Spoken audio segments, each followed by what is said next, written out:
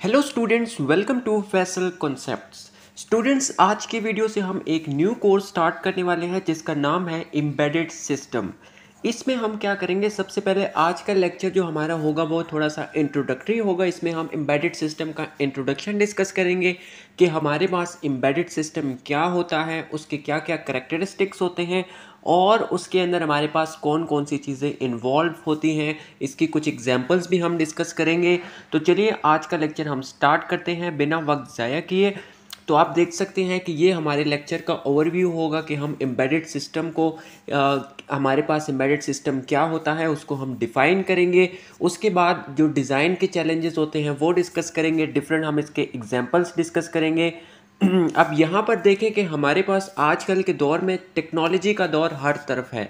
जहाँ भी हम देखते हैं हमारे पास कंप्यूटिंग सिस्टम है, पीसीज, लैपटॉप्स, और पहले हमारे पास जिस तरह से मेन फ्रेम्स होते थे और अब हमारे पास जो सर्वर्स होते हैं नेटवर्क के लिए हम उसके यूज़ करते हैं, नेटवर्क सर्विस प्रोवाइडर्स हमारे पास होते हैं।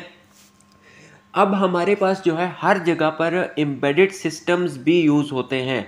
चूँकि हमारे पास ये सिस्टम्स वगैरह तो हैं, कंप्यूटिंग सिस्टम्स हैं, लेकिन कंप्यूटिंग सिस्टम्स जो हैं हमारे पास इलेक्ट्रॉनिक डिवाइसेस के अंदर एम्बेड हो जाते हैं, राइट। अब जिस तरह से हमारे पास ड्राइवर लेस कार्स हैं, तो ऐसा तो नहीं है कि बस उसमें ड्राइवर नहीं है और बस आपने गाड़ी जो है ना रोड पे छोड़ दी, नहीं। उसको आउटसाइड द कार आप उसको कंट्रोल कर रहे हैं, उसके अंदर कुछ ना कुछ टेक्नोलॉजी है और वो क्या है, that is computing system, embedded computing system. तो यही एम्बेडेड सिस्टम आपके वहाँ पर यूज़ हो रहे हैं। आप अगर बात करते हैं डिजिटल कैमरास की, वहाँ पर भी यूज़ हो रहे हैं। वॉशिंग मशीन्स की बात करें, वहाँ पर भी एम्बेडेड सिस्टम्स यूज़ हो रहे हैं, राइट। तो हम आजकल के दौर में हमारे जो डिफरेंट हाउस होल्ड या रियल लाइफ में जो हम डिवाइसेस यूज़ कर रहे हैं, हर जगह पर हमारे पास एम्बेडेड सिस्टम्स यूज़ हो रहे हैं। अब यहाँ पर आप देखें कि एंटी लॉक ट्रैकर्स में, ऑटो फोकस कैमरास में, या एटीएम मशीन्स आपके पास हो जाते हैं, या ऑटोमेटिक टोल सिस्टम जो आपके होते हैं मोटरवे पर आप देखते हैं, तो उनके अंदर television, temperature control, VCRs, DVD players, तो इन सारी चीज़ों के अंदर आपके एम्बेडेड सिस्टम यूज़ होते हैं। तो ये काफ़ी सारी लंबी लिस्ट है, हालांकि ये कहता है कि अभी ये शॉर्ट लिस्ट है। अगर लंबी इसको करें तो और भी हमारे पास हाउस होल्ड डिफरेंट आइटम्स हैं जिसके अंदर हमारे पास एम्बेडेड सिस्टम्स यूज़ होते हैं। तो ये सिर्फ कुछ एग्जांपल्स थे, हम सारे गो थ्रू नहीं करते, आपने सारे गो थ्रू कर लेने हैं।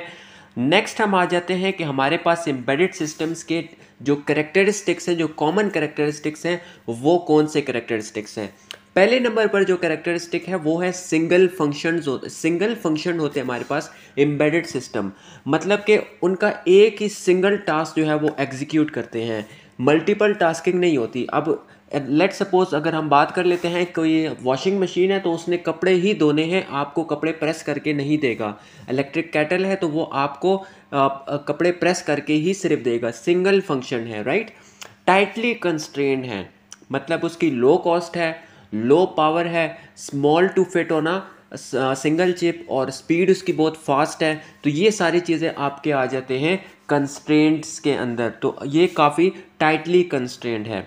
रिएक्टिव एंड रियल टाइम, मतलब कि अभी हमने बात कर ली कि काफ़ी फास्ट है, तो यहाँ पर लिखा हुआ है कि हमारे जो इन्वायरमेंट में जैसे ही चेंजेस होते हैं उनको कॉन्टिन्यूली रिएक्ट करता है। लेट सपोज अभी आपके पास कैमरा है, आपने जैसे ही बटन प्रेस किया उसने पिक्चर कैप्चर कर दी, मतलब कि रियल टाइम और हाईली रिएक्टिव है, कोई किसी किस्म का कोई डिले उसमें नहीं आता, राइट। अब अगर हम बात कर लेते हैं कि हमारे पास अगर कोई गाड़ी का क्रूज कंट्रोल है, तो वो बिना किसी डिले के रिएक्ट करेगा स्पीड और जो ब्रेक सेंसर्स होंगे, राइट, और उसमें जो है किसी किस्म का डिले नहीं आएगा, सारा आपका रियल टाइम होगा।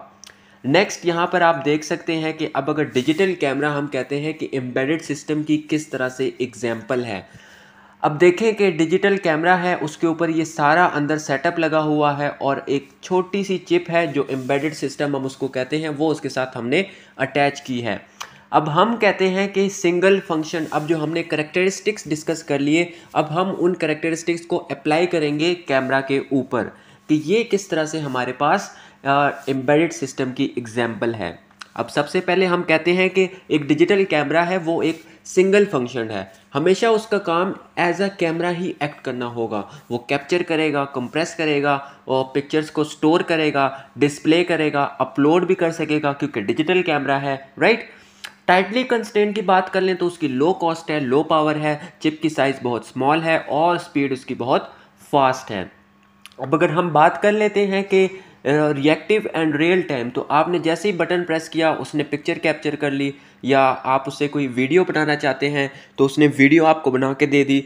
तो ये काफ़ी रिएक्टिव और रियल टाइम है। तो इस तरह से हम देख सकते हैं कि ये अब जो एम्बेडेड सिस्टम के सारे करेक्टरिस्टिक्स हैं उन पे पूरा उतरता है, और हम कह सकते हैं कि डिजिटल कैमरा जो है हमारे पास एम्बेडेड सिस्टम की एग्जाम्पल है। अब हम बात कर लेते हैं कि हमारे पास जो इसके डिज़ाइन चैलेंजेस आते हैं और ऑप्टिमाइजिंग डिज़ाइन मैट्रिक्स की हम बात कर लेते हैं कि अब हम क्या कहते हैं कि हमने ऑब्वियस डिज़ाइन गोल, जब हम एम्बेडेड सिस्टम डिज़ाइन करते हैं तो हमारा कोई, हम चाहते हैं कि हम इससे क्या काम लेना चाहें, कोई डिज़ायर्ड फंक्शनैलिटी हमारी होती है, तो हम इस तरह से डिज़ाइन करते हैं एक स्पेसिफिक गोल के साथ कि हम जो उससे काम करवाना चाहते हैं उसके वो काबिल हो।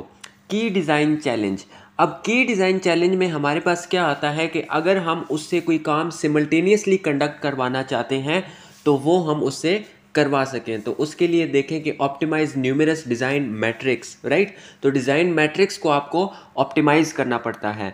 अब डिज़ाइन मैट्रिक की बात कर लेते हैं तो हम कहते हैं कि हमारे पास ये सबसे बड़ा चैलेंज होता है ऑप्टिमाइजिंग द डिज़ाइन मैट्रिक्स। लेकिन इसमें क्या होता है कि हम जो हमारे सिस्टम है उसकी इम्प्लीमेंटेशंस के लिए जितने भी हमारे पास फीचर्स चाहिए होते हैं हम उनको मेजर करते हैं, डिटरमिन करते हैं कि हमें कौन कौन से फीचर्स चाहिए होंगे अपने एम्बेडेड सिस्टम को इम्प्लीमेंट करने के लिए, और ये काफ़ी टफ चैलेंज होता है ऑप्टिमाइजिंग द डिज़ाइन मैट्रिक्स।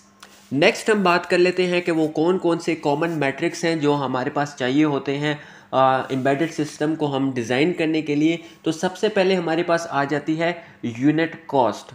अब यूनिट कॉस्ट हमारे पास कौन सी कॉस्ट है कि जो हमारे पास मैन्युफैक्चरिंग कॉस्ट होती है। अब एक सिस्टम है, हम उसको कहते हैं कि अब ये सिस्टम मैं आपको बना दूंगा, मुझे जो है ना इतने पैसे चाहिए होंगे, इतनी अमाउंट चाहिए होगी इसको बनाने के लिए, तो ये आपकी यूनिट कॉस्ट आ जाती है। और ये यूनिट कॉस्ट आपके पास NRE कॉस्ट के अलावा होती है, नॉन रिकरिंग इंजीनियरिंग कॉस्ट के अलावा। मतलब जो बंदा उसको बना रहा है उसकी भी कुछ ना कुछ फीस होगी।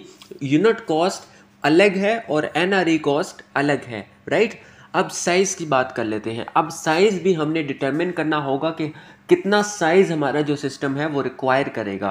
परफॉर्मेंस की बात कर लेते हैं, वो भी हमें उसका ध्यान रखना होता है कि कितना इसका एग्जीक्यूशन टाइम होगा, कितना इसका थ्रूपुट होगा हमारे सिस्टम का।